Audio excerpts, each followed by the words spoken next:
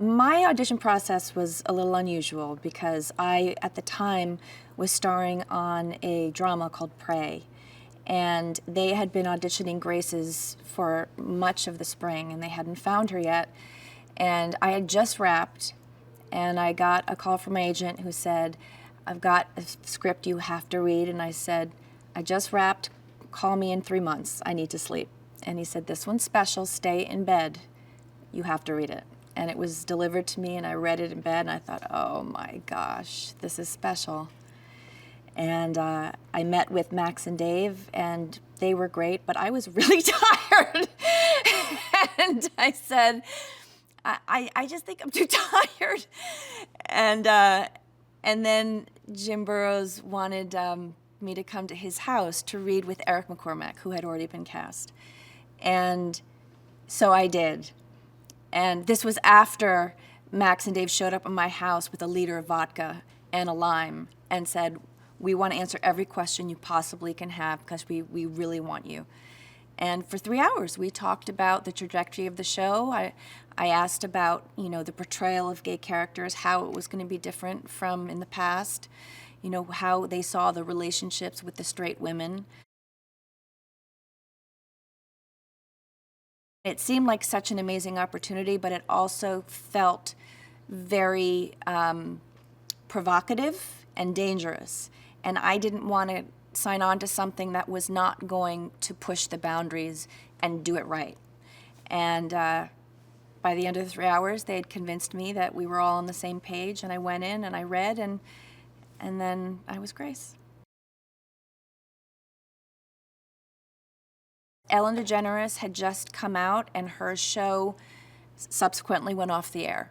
And I just remember us sitting around reading the pilot out loud and saying, this is really unique, but we don't know, we might be off the air in 2 episodes. America may just not want it.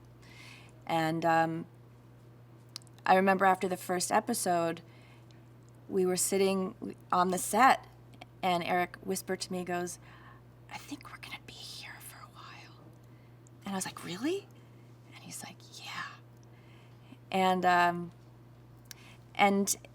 the writers did their magic, and they created 4 distinct characters that were funny in their own right, but magic when they were put together. And people fell in love with the characters. And then, oh, by the way, these 2 are straight, these 2 are gay. And that was how our show was sort of fed to the United States, and soon after, people started expanding their hearts, and as a result, our viewership expanded as well. We're performers, and when you sign up to do a sitcom, you want to perform and you want to make people laugh. That's our job. And we knew we were doing that, and that felt like a win, and it felt very fulfilling. But then to start getting all of the letters from people saying, you're helping my family heal, you're giving me the courage to come out and be who I really am, or my best friend won't speak to me anymore, but watching it makes me have hope.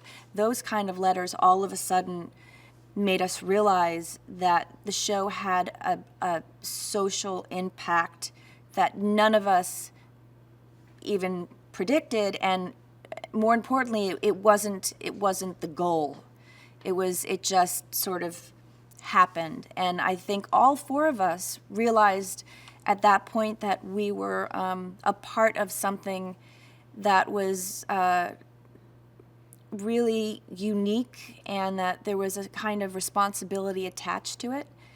And I think as a result, we all in different ways became more politically active and more vocal when it came to social justice and equality. Oh, my favorite was the exploding water bra, by far. To me, that was, I think, the most broad we were, at least that I was involved in the 8 years, and I felt like it was kind of a wink to Lucy and Desi, and it just was a perfect comic set piece. And it's just the fact that there were writers in another room writing this and coming up with it. I still am completely in awe of writers who have that kind of imagination.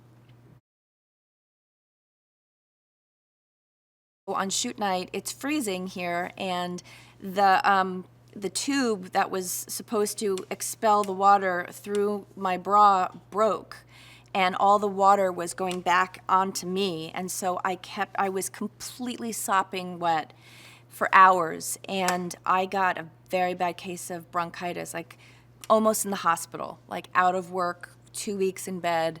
It was, it was worth it.